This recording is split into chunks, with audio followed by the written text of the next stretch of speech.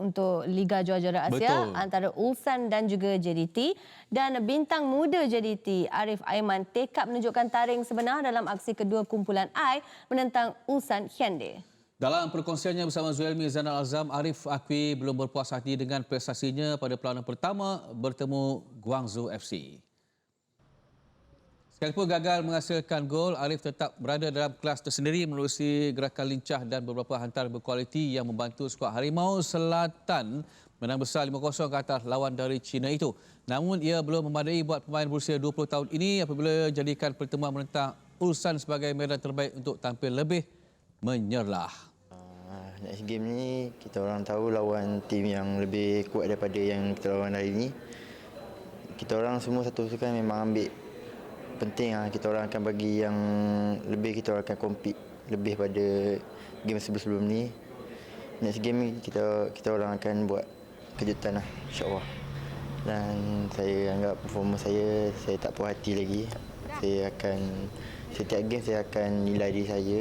Kalau saya main perform tapi saya anggap saya tak perform, saya tak akan puas hati dengan apa yang saya buat kalau setiap game yang saya main. Setiap game saya akan ambil benda itu penting untuk saya buat lagi terbaik sampai saya jadi yang terbaik.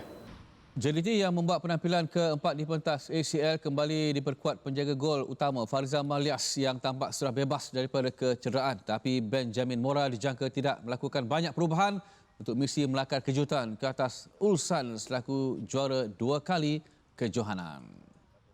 But we know also maybe the level is going to be more tough.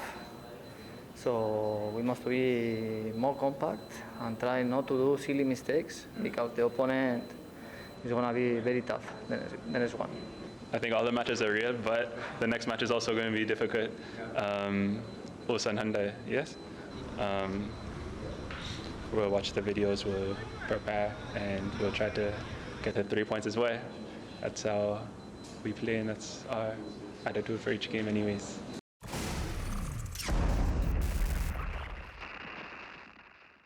Okey, sebelum dia bersama dengan tetamu jemputan lain di perancangan perlawanan JDT dan juga Ulsan, Kish Matstats ada bersama dengan saya sekarang untuk mengupas sedikit mengenai lawan JDT iaitu Ulsan, sebab mesti ramai yang sebenarnya tidak mengenali Ulsan dengan secara dekat kan, dan Kish juga telah buat kupasan yang mendalam juga pada pertemuan pertama JDT. So now kita nak fokus dulu dengan Ulsan. Boleh Kish beri bayangan tak sedikit mengenai ciri-ciri pasukan Ulsan ni? Apa istimewa mereka, kekuatan mereka, semua itulah.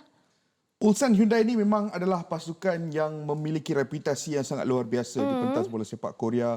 Mereka adalah antara pasukan yang tidak pernah relegated to the second division di bola sepak Korea. Wow. Dan dalam masa terdekat, dalam beberapa tahun lepas ini, mereka adalah pasukan yang 3 tahun berturut-turut menamatkan saingan Liga di tempat kedua. Jadi 3 tahun berturut-turut diorang aim nak menang Liga tapi nombor 2, nombor 2, nombor 2. Dan yang paling penting tahun 2020 mereka memenangi kejohanan Liga Juara-Juara Asia. So reputasi yang sangat besar, cuma disebabkan 3 tahun berturut-turut tu mereka tamat di kedudukan kedua, ada satu misi baru di dalam klub untuk tahun ini membentuk satu pasukan yang lebih kental dari segi mental untuk memenangi Liga dan juga untuk pergi jauh dalam kejohanan Liga Juara-Juara Asia. That's why, Adeline, ada 4 nama yang penting. Satu is Hyung Myung Bo, iaitu bekas legenda bola sepak Korea Selatan yang pernah membantu Korea Selatan melaikkan diri ke semi-final Piala Dunia 2002 kali itu. Dan kemudiannya dia ada Yong Gwon, iaitu centre back bola sepak Korea sangat berpengalaman, pernah menjaringkan gol menentang Jerman dalam saingan Piala Dunia 2018. Dia telah dibawa masuk untuk memperkentalkan bahagian belakang pasukan Ulsan Hyundai. Ada Jun, iaitu pemain midfield dari Jepun yang sangat berpengalaman.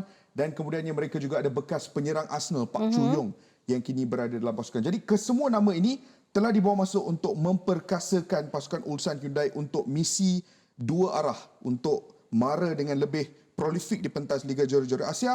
Dan selepas 3 tahun berturut-turut di tempat kedua, mereka mahu memenangi K-League tahun ini.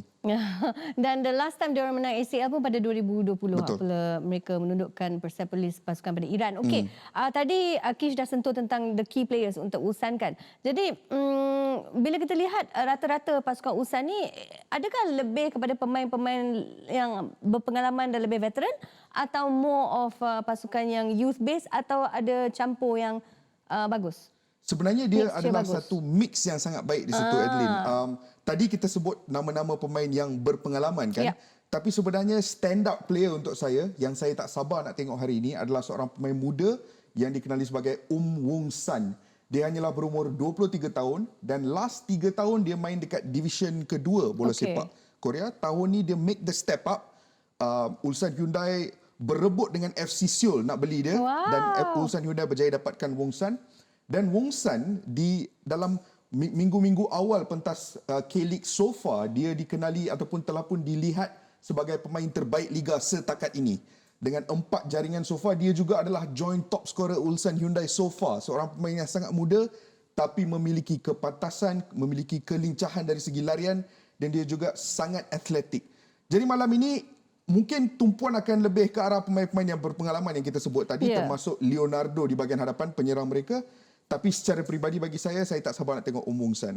Wong San, siapa mungkin pemain JDT yang boleh rantai dia? Sebab dia bagi pendapat Kish, dia memang yang dangerous kan? Ya, dia selalunya beraksi di bahagian sayap kanan. Jadi malam ini kalau dia diturunkan di posisi yang sama, maknanya individu yang perlu mengawal dia dengan begitu ketat adalah Corbin Ong. Dan kita tahu Corbin Ong, to be fair, adalah seorang pemain yang sangat berpengalaman dan sangat cemerlang tempoh hari menentang Guangzhou. Terlibat dari segi serangan dan juga terlibat dari segi defensively juga. Dan pada masa yang sama, yang turut akan membantu JDT kerana mereka bermain dengan 3 pemain di bahagian belakang kan. The other defender yang akan membantu Corbin Ong dalam mengawal Wong San mungkin adalah Shane Lowry yang selalunya operate sebagai left centre back. Okey, dan tadi Kish sentuh tentang Guangzhou kan, di mana JDT mencetak kemenangan yang memberangsangkan 5-0 dalam game pertama. Tapi sebenarnya ia bukan indikasi sebenar tahap lawan JDT dalam kumpulan ini sebab Guangzhou pun baru kalah kepada Kawasaki Frontale 8-0. So, it's not the right indication kan sebenarnya? Betul, hari itu kita memuji Jordan Takzim. Ya. Kerana hakikatnya biarpun lawan mereka Guangzhou dibarisi dengan pemain-pemain muda daripada Akademi Guangzhou, bukan the first team, tapi kita memuji kebolehan Jordan Takzim untuk tetap beraksi dengan baik hari tersebut. Tapi realitinya tidak boleh terlalu terbuai-buai dengan keputusan tersebut kerana 2 perlawanan seterusnya termasuk yang malam ini paling penting akan menjadi cabaran terkuat JDT. Tidak boleh dinafikan ketika draw kumpulan ini, undian kumpulan ini dilakukan, sekali lagi peminat bola sepak di seluruh Asia sedar bahawa satu lagi tahun, satu lagi musim, satu lagi kumpulan yang sukar untuk JDT. Ya, betul. Dengan Kawasaki, juara bertahan J-League, Ulsan Hyundai baru setahun 2 tahun lepas menang ACL.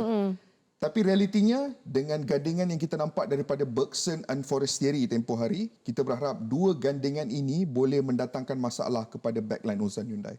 Dan boleh dikatakan Ulsan dengan Kawasaki Frontale juga is the best test. Ujian sebenar sebenarnya untuk JDT untuk memperkuatkan lagi pasukan mereka ya. Tapi Benjamin Mora, dia dikatakan tidak akan membuat banyak perubahan menentang Ulsan. Apakah jangkaan Kish mengenai kesebelasan JDT nanti sama dengan Guangzhou atau mungkin ada perubahan sedikit?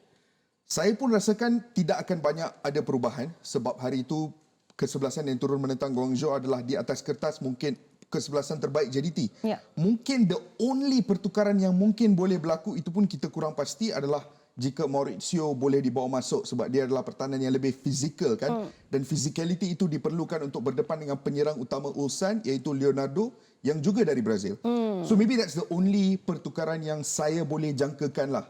Tapi kalau JDT kekalkan kesebelasan yang sama, saya takkan terkejut juga sebab ini adalah kesebelasan terbaik mereka dari segi option, dari segi pengalaman dan juga dari segi raw talent seperti Arif Aiman juga di bahagian sayap. So jujur cakap Adeline, saya memang sangat tidak sabar untuk menantikan perlawanan ini nanti. Ini memang akan sengit lah. Bagi saya kalau JDT menang, that is such a bonus. Tapi kalau boleh ikat Ulsan tu pun, it's a very good thing. Kalau draw pun dah happy dah actually. Draw sebab dapat 1 point. Terima kasih Kish. Thank you so much. Thank you.